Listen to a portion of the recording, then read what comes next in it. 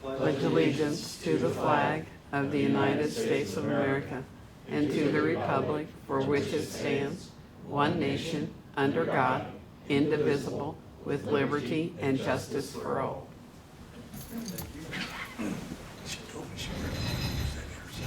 It's Tuesday, November 16th, 2021, 6 p.m. The meeting of the Greensburg Water Board is called to order. At this time, please silence all electronic devices.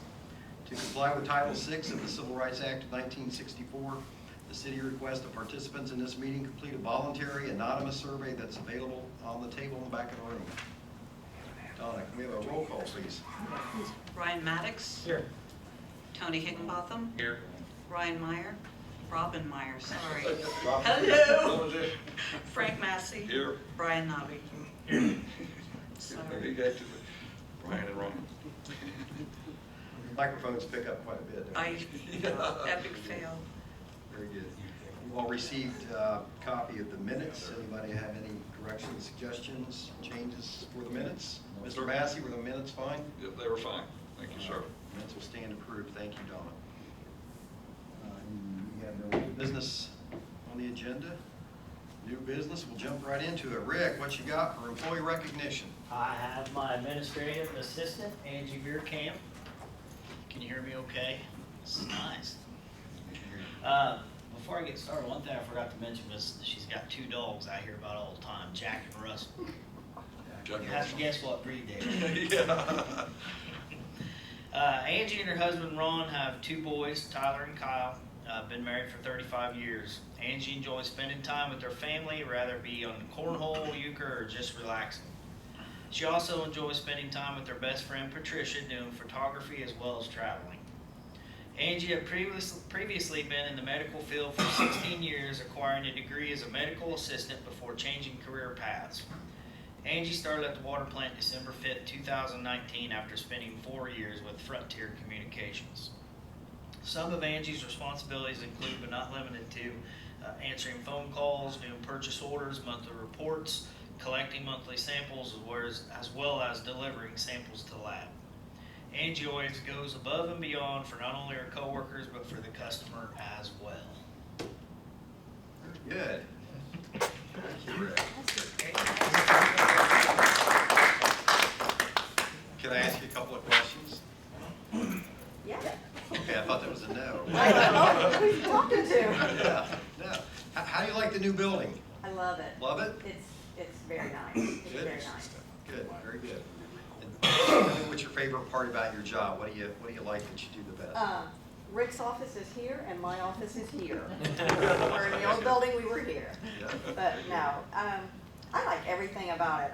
I work with a really great crew, which makes everything so easy. I have encountered different people in the different areas, and I just felt welcome, and I very much appreciated this opportunity and enjoy every day. Well, we want to thank you for what you do and for keeping Rick in line, and we'd like to bring all of our employees out and have them be introduced to us so we can put a name with a face and with a job when Rick or Donna bring people up. So we appreciate everything you do. We worked together for years in the health field. I too am ready to get out of the health field. Imagine that. Yeah, but thank you for being here tonight. Thank you for what you do. We appreciate you. Thank you. You don't have to stick around for this meeting if you don't want to, but you're certainly welcome. Okay. All right, thank you very much. Glad to have you. Thank you. Thank you. Thank you. All right, next item on the agenda, HNTB update. Mr. Darren. Good evening. How's everybody today? Contrary to, we don't have a photo shoot this afternoon or this evening, so we'll just do some talking about. There hasn't been a lot of photo-worthy type of activity in the last month, so as they're trying to wrap things up. So, a couple things in the last month. They did pull our construction trailers and they regraded the area where we're out at site just north of the plant number 3 was where the construction trailers reside. So that was the last area they hadn't done any regrading with. So they pulled the trailers out the end of last month and they've got that regraded. The fencing's going up, but at a very slow pace. I'm not sure why. They do have all the poles in place and concrete, and they've got the top rails done. but they still haven't strung any actual fence fabric or got any of the gates up yet. So we're hoping, based upon I looked at Wilhelm's schedule, they've been pushed out now till I think the first week of December. So we're still not got the site secured, but hopefully that's moving forward. As far as Area 10 or the field ops building, the plumbing fixtures have been installed, the water's been turned on, hot water heater's been installed. All the lines have been tested and insulated, so the plumbing side's ready to go. All the unit heaters have been installed, and furnace has been installed, the air conditioner's been checked out. We're still missing a couple registers for the ceiling, and hopefully they are scheduled to be on, I think, Thursday of this week to install those as well. Interior painting of the building and the garage bay has been completed. They were back on site today to do some punch list items and some cleanup on some things, and also punch list from the first phase project as well. So we have developed a preliminary punch list, given that to Wilhelm to start working on, and so they are proceeding with that. The bulk water station, we did get that finally, move some water through that. So Donna, how are you about getting that hooked up as far as I need to contact our credit card company. Okay. Yeah. I think from as far as functionality, I think it's ready to go. So, Perfect. but things that's going on this week, they're supposed to coat the floor in the garage bay area and the storage bay, or storage room. And then once they get that done, then they can bring in people to put in the entrance rug in the vestibule and also put down some of the door thresholds as well. The door hardware was supposed to be there today. I don't think he showed up, so he's getting pushed out probably later on this week as well. So the idea is to get that all, the interior doors, the exterior doors are all, the manway doors are in place. So so that hopefully that gets done this week. Like I said, we have had a few delays in getting parts and materials. Those are still, the overhead doors are still scheduled for the end of December. We haven't had any updates on that either way, so we're still hoping that'll happen. The washer and dryer has been delayed now. It was delayed for 2 weeks, and now it's been pushed back till I think the first full week in December. So, and as well as like I talked about the fencing now is going to go into December. So little things at the end here are kind of slow to wrap up, but it's moving along pretty closely. I think probably will depend on what we hear back from the washer and dryer, and then we'll probably let Rick's people move into the building here in the next 2 weeks, because there ain't going to be much more other than garage doors, and they can do that after the fact. So so we'll probably, right now it's scheduled for next Monday. I'm probably going to suggest we push that if some of these things don't get done this week till push that another week. So, but that's kind of where we're at this point on that. Any questions? Probably next month we will have a change order. It may be the final change order. We got, I think, 3 or 4 outstanding items that still need to be wrapped in, but overall I think we're in pretty good shape there as well. The change order overall numbers are pretty low at this point. So. Good. Any questions for Derek? Thanks. Thank you. Now, tower inspection. I think I forwarded the inspection report for the South Tower.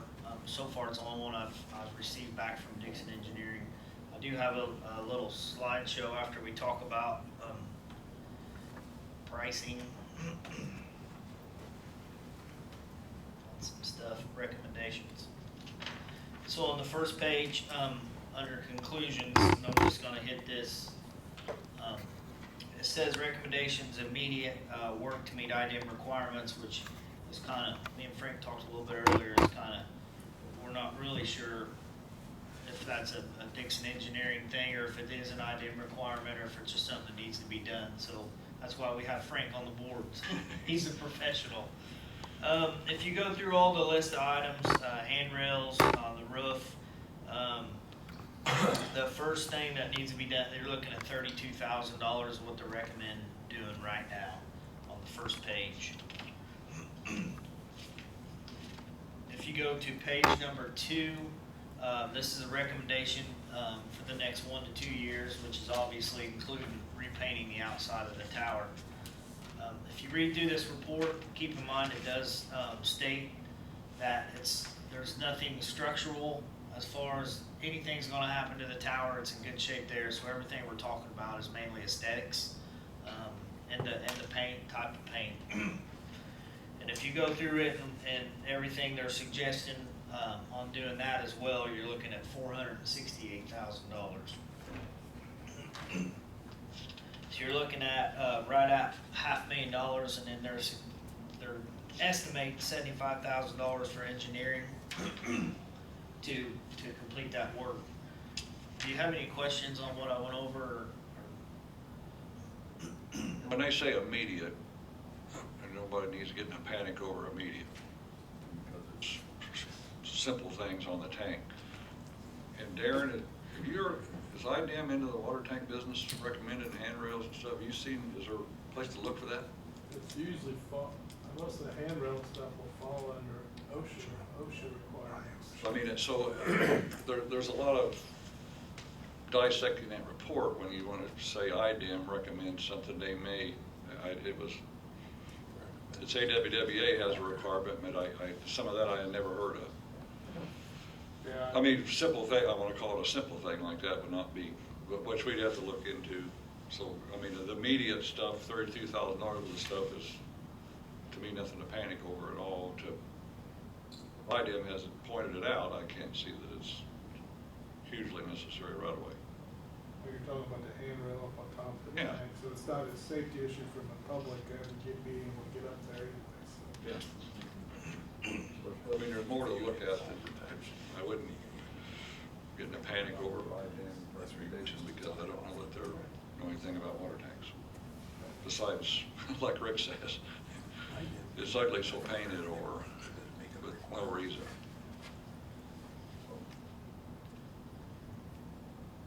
So also keep in mind that this project was in my 2022 capital improvement plan, which is just going through the rates, which won't be, so it's not anything that we need to act on tonight. Like Frank said, it's not the tanks, it's in good shape. It's not gonna fall. It's just, what we're talking about. So if you're looking, now that was just the repainting of the outside, and it also recommends to go ahead, or they recommend to go ahead and do the epoxy, which we're saying we still have 5 years or better on the inside of the tank. It's an epoxy paint, and they're estimating that at $160,000. So now we're at, $625,000, $630,000, whatever that comes out to be. Sorry, 5, 6, it'd be seven or something altogether. So, me and Frank was kind of kicking stuff around earlier, and with the type of paint that's on it, the containment it's going to take, how the tank would have to be shoehorned in there. I don't know if it's something that we might want to look at. Maybe another area. Do we want to spend that kind of money on a tank that was built in 1954? I don't know. That's why we have a board. So, yep.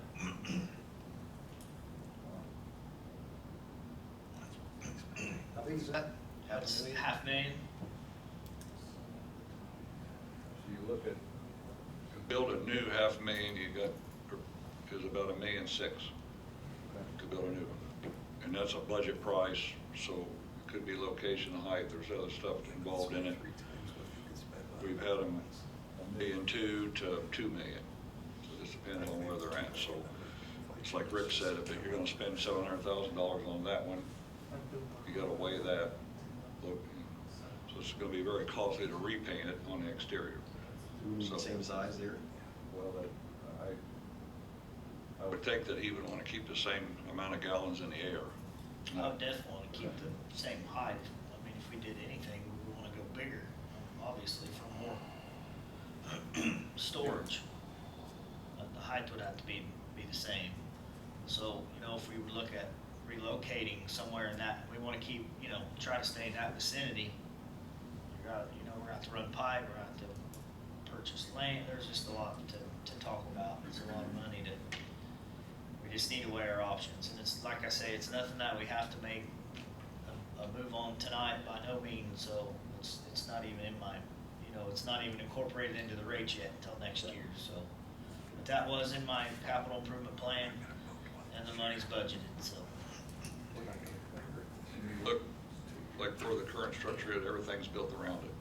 So when you have to go in and do this sort of work, it's very expensive. Where like the other towers, there's a huge area around them where you can come in and work and do the containment or wash them or clean them, whatever. So that's what put it costly to try to, we have put tanks in the exact same location where our old one was, but then you're creating more problems when you put it right downtown. So it's something to look at, like Rick said. It's going to be costly all the way. Do you put a bigger one? Do you move it outside of town? Do you keep it in the loop, the water system? You know, but go ahead and get it out of downtown where you don't have this problem close to you. So something to look at too. Several options, several things to look at. The other ones were pretty, the Honda tank or the East tank were easy to figure out where to put. And it was at a premium as well. How long does the tank usually last, useful life? As long as you keep it coated like that one's been forever. Okay. So it was built in 1954. They did a good job on keeping it coated, so it's still standing, doing its job, so. We had, what kind of urgency do we have? What kind of timetable do we need to? No urgency. Okay. No urgency, it's just, you know, a recommendation and, you know, it needs attention, but like I say, it's just aesthetically. Like I said, the interior is 5 years plus he recommended before it even needed anything on the interior of it. So, and that's where the water's at, so we're in good shape, so. Okay. Very good. Keep us posted on any changes.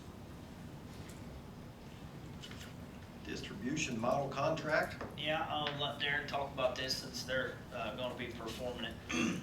Okay.